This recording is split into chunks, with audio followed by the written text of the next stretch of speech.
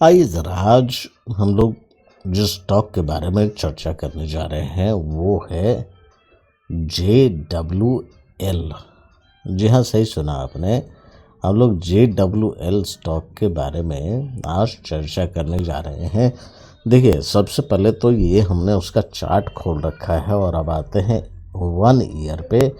और ये जो है टाइम हमने 1 डे पे सेट कर रखा है, क्योंकि अपन इन्वेस्टिंग पर्पस से इसको देख रहे हैं। कोई इंट्राडे ट्रेडिंग नहीं, कोई फ्यूचर एंड ऑप्शंस ट्रेडिंग नहीं। अभी इस समय जो स्टॉक है वो अपने लो क्या दिखा रहा है यहाँ पे 247.15। ये कितने तारीख को इसने टच किया? इसको इसने टच किया है 9 दिसंबर 2025 को। फिर उसके बाद थोड़ी सी उछाल के साथ फिर डाउन दिख रहा है। अब आते हैं कि ये जो इसने लो बनाया है, क्या इस साल इस लो तक पहुंचा था? अब हम आते हैं पीछे की तरफ। ये एक लो दिख रहा है 3 मार्च को, जो कि 269 तक। देखो, जब मैं यहाँ कर्सर लेकर आता हूँ ना, तो उल्टे साइड में यहाँ पर आपको दिखाएगा प्राइस। तो जैसे ही मैं यहाँ लेकर आता हूँ तो 269.20 यहाँ तक प्राइस आया था। इसके बाद फिर इसने ऊपर जाने की कोशिश करी और फिर एक गिरावट देखने को मिली है। अब ये वापस 247.15 तक टच किया है इसने। अब ये देखते हैं कि आखिरकार इसने इससे पहले इसको कब टच किया था। आइए पीछे की तरफ हम लोग चलते हैं और ये देखते हैं। संभवतः ये है वो लाइन जो यहाँ ये जो बनता हुआ दिख रहा है ये। और ये अगर हम देखें तो ये बनता है 14 अगस्त 2023 के पास। ये है ना, 11 अगस्त आप मान लें। हाँ, इसी के आसपास जो है 11 अगस्त से 14 अगस्त के आसपास जो है आपको बनता हुआ दिखता है, जब ये इसने इस लेवल को टच किया था। ये देखिए, ये रहा ये लेवल जो है आपका, है ना। तो यहाँ आपको टच होता हुआ दिखता है ये अगस्त 2023 में। 2023 के बाद अभी आ गया है 2025 और दिसंबर का महीना है। तकरीबन 2 साल में इसने स्टॉक ने क्या मूवमेंट दिखाई, एक बार ज़रा वो देख लेते हैं। अगर यहाँ से हम लोग देखते हैं तो ये यहाँ तक इस लेवल तक आया, विच इज़ 744 आई गेस। हाँ, 744। और उसके बाद फिर ये दोबारा से नीचे आया और फिर उसके बाद थोड़ा ऊपर जाने के बाद वापस अब ये नीचे की तरफ आ रहा है। ठीक है, तो ये हमने इसका ओवरऑल देखा है कि जब ये पहली बार इस लेवल पे था, वहाँ से 2023 अगस्त से दिसंबर आ गया है, ये दोबारा अपने उस लेवल पर आ चुका है। अब इसका एक बार हमें फाइनेंशियल्स देखना चाहिए कि आखिरकार ये स्टॉक्स इतना डाउन क्यों है इस समय। क्या इसके फाइनेंशियल्स ख़राब हैं? तो हमें एक बार इसका फाइनेंशियल्स ज़रूर देखना चाहिए। तो स्टॉक का नाम हम देखते हैं, ये आपका जो देख रहे हैं JWL है। तो एक बार ज़रा हम लोग इस पे चलते हैं स्क्रीनर पे। जुपिटर वैगन्स लिमिटेड, यही है ना जिसकी हम लोग बात कर रहे हैं? बिल्कुल। आइए एक बार ज़रा देखते हैं। देखिए, सबसे पहले तो ये अपना ऑल टाइम हाई इसने बनाया था 748। और उसके बाद अगर आप देखोगे तो यहाँ इस कंपनी में 68.1% प्रमोटर्स होल्डिंग है। और ये कंपनी अभी अपने हाई से 53.6% डाउन पर चल रही है। कंपनी के बिजनेस की बात करें तो कंपनी के बारे में अगर आप थोड़ी सी बेसिक इन्फॉर्मेशन जानो तो commercial engineers and body builders company limited CEBBCO is primarily involved in the business of manufacturing metal fabrication, comprising load bodies for commercial vehicles, rail freight wagons and components. ये है company का काम। अब आते हैं यहाँ पर हम लोग जब देखते हैं कि कंपनी जो है प्रमोटर्स होल्डिंग 61.1% है और हाई से 53.6% डाउन है इस समय। तो हम लोग एक बार ज़रा इसके प्रॉफिट पर देख ले, 3 साल का हम लोग देखते हैं अभी, तो 333 करोड़ बढ़ करके हो गया 373 करोड़, फिर उसमें गिरावट देखने को मिली और ये 373 से घट करके 281 करोड़ आ गया। मतलब गिरावट तो आई है कंपनी के प्रॉफिट में। रिजर्व कंपनी के पास है 2370 करोड़ का और कर्ज ले रखा है 590 करोड़ का, जिसमें कि इंटरेस्ट पे करना पड़ता है 55.2 करोड़। डेब्ट इक्विटी रेशियो जो है 0.21 है। अब एक नज़र डालते हैं हम लोग सेल्स पर कि पिछले 3 साल में 3641 करोड़ से सेल्स बढ़ करके हो गया 3871 करोड़। यहाँ पर एक उछाल दिखा है, लेकिन अगले ही बार जो है सेल्स में आपको एक गिरावट देखने को मिलती है। 3800 का आंकड़ा जो है वो गिर करके 3120 करोड़ पे आ गया।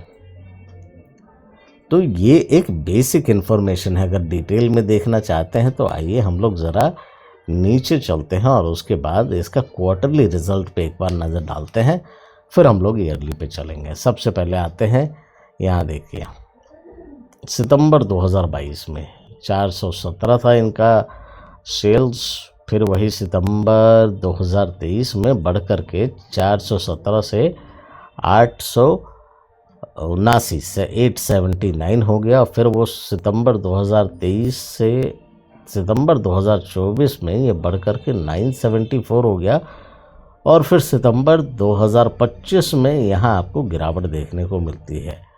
जबकि अगर कंपनी उसी रफ्तार से ग्रो कर रही होती, सेल्स बढ़ रही होती, तो ये 974 जो है यहाँ बढ़ना चाहिए था, लेकिन यहाँ क्या है आपको घटता हुआ दिखता है सितंबर 2025 में।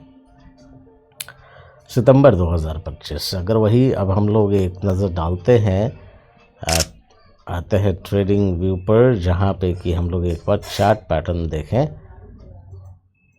तो सितंबर 2025, अगस्त,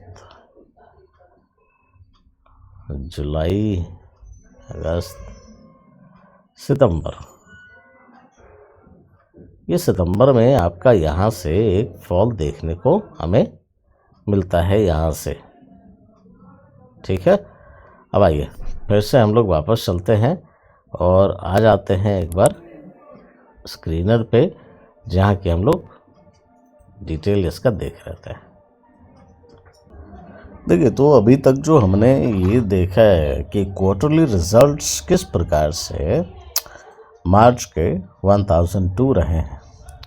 फिर वही जून में आ जाओ तो 753, अगले जून में 895 बढ़ करके हो गया, फिर जून में 411, एक ड्रास्टिक गिरावट आपको देखने को मिल रही होगी जून 2025 में। तो यहाँ आपके जो है सेल्स खराब होता हुआ दिख रहा है जून में, सितंबर में। मार्च में 1002 रहा है, जो कि बढ़ा है आपका, नहीं यहाँ भी घटा है। मार्च 2024 के मुकाबले अगर आप देखो तो 1113 से घट करके 1000 हो गया और उसके बाद से लगातार जो है आपका 1002 हो गया और लगातार गिरावट आपको देखने को मिल रही है। तो सेल्स तो घट करके शो हो रहा है। अब आते हैं प्रॉफिट एंड लॉस जो है एनुअल अगर बात करें तो आप देखो कि कैसा परफॉर्मेंस रहा है एनुअली। यहाँ पे आपको सब कुछ अच्छा दिख रहा है। मार्च 2014 में 138 घट करके 118, फिर घट करके 107, फिर घट करके 105, फिर घट करके 97, पर 2019 से इसमें एक 19 में एक उछाल देखी 216 का, फिर उसके बाद 2020 में गिरावट देखी 126। लेकिन 2021 के बाद से इसकी कहानी अलग है। आप यहाँ देखोगे 2021 में सेल्स 996 से बढ़कर के 1178, 2068, 3641, 3871 और अभी 3120 जहाँ की एक गिरावट दिख रही है सेल्स में। अब आते हैं प्रॉफिट एंड लॉस। तो शुरुआत के जो है आप 2021 तक तो 20 तक तो जिस प्रकार से चला है वो आपको आइडिया हो गई कि यहाँ कोई ख़ास ज़्यादा प्रॉफिट देखने को मिला नहीं। इस समय लॉस में रही है कंपनी। 2019 में ही 89 का जो है प्रॉफिट रहा, बाकी तो लॉस में ही रही है। और हम लोग अब आ जाते हैं 2021 में। यहाँ पे 54 करोड़ का इनका नेट प्रॉफिट में लॉस रहा है, लेकिन 2022 में 50 करोड़ का प्रॉफिट किया, बढ़ करके 125 करोड़ का, फिर बढ़ करके 333 करोड़ का, और फिर बढ़ करके 373 करोड़ का, और अभी कंपनी जो है 281 करोड़ पे।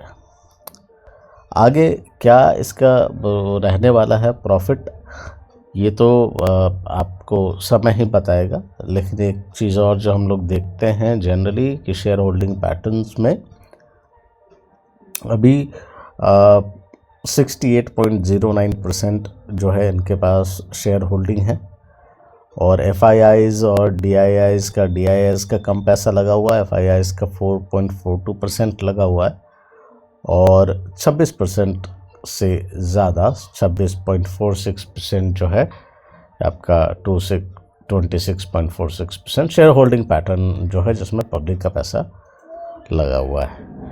तो अभी जो हम लोग बात कर रहे हैं वो बात कर रहे हैं जुपिटर वैगन्स की।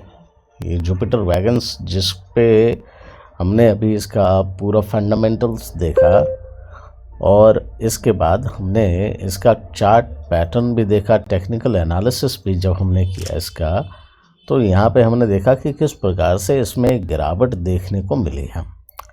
अभी इस समय कंपनी जो है अपने 253 के आसपास ये ट्रेड कर रहा है। आगे जो है इसमें उछाल देखने को मिलेगा नहीं मिलेगा ये कहना बड़ा ही मुश्किल काम है, क्योंकि जो आपने अभी तक देखा कि एनुअली कंपनी कैसा परफॉर्म कर रही है, उसके फंडामेंटल्स क्या कह रहे हैं, तो आगे आने वाले समय में ये कैसा परफॉर्म करेगी, कैसा अपना प्रॉफिट वो रिपोर्ट करेगी, उसके ऊपर डिपेंड करेगा कि ये कंपनी आगे चलेगी या नहीं चलेगी। खैर, मेरा काम है बताना, आपका काम है सीखना। आप हमारे साथ जुड़े रहिए। मैं आपको इसी प्रकार से जो है वीडियोस बनाता रहूँगा, नॉलेज शेयर करता रहूँगा, ताकि आप कुछ ना कुछ नई चीज़ सीखते रहें। फिर मिलेंगे हम लोग किसी और वीडियो में। तब तक के लिए बहुत बहुत धन्यवाद। और हाँ, वीडियो को लाइक, शेयर और चैनल को सब्सक्राइब करना मत भूलिएगा। कमेंट सेक्शन में अपने कमेंट्स ज़रूर डालेंगे। बहुत बहुत धन्यवाद आपका।